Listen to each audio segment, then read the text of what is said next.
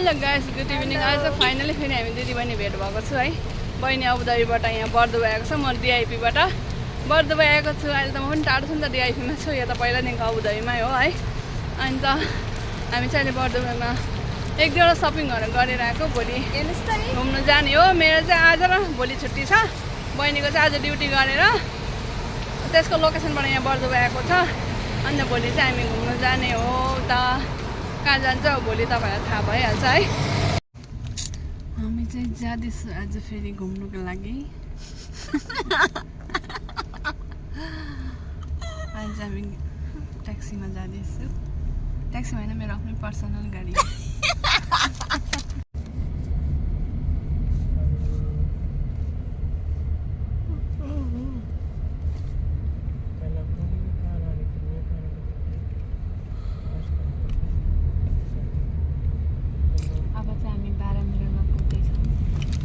तिमी उता म यता कसरी बस्नु।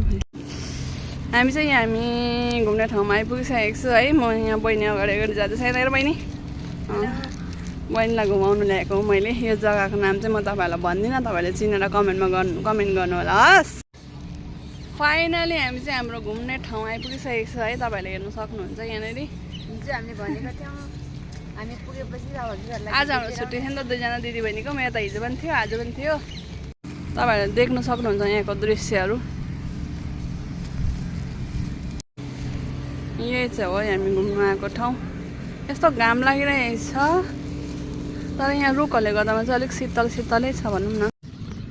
ल हामी चाहिँ भिडियो सिडियो बनाएँ एक दुईवटा होइन। त्यहाँबाट अहिले चाहिँ अब भोक पनि लाग्यो हामीलाई। अब चाहिँ खानुको तयारीमा गरिरहेको छ हामीले। खानुमा चाहिँ त्यस्तो खासै केही ल्याइन हामीले। यो चाहिँ मेरो लागि एनर्जी पावर ड्रिङ्क। मेरो लागि यो चाहिँ दिदीको लागि ल स्पेसल। यो चाहिँ म नाम भन्दिनँ, हजुरहरूले चिनेर कमेन्ट गरिदिनु होला ल। अनि हाम्रोमा चाहिँ चटपटी बनाउने सामानहरू छ हेर्नुहोस् त।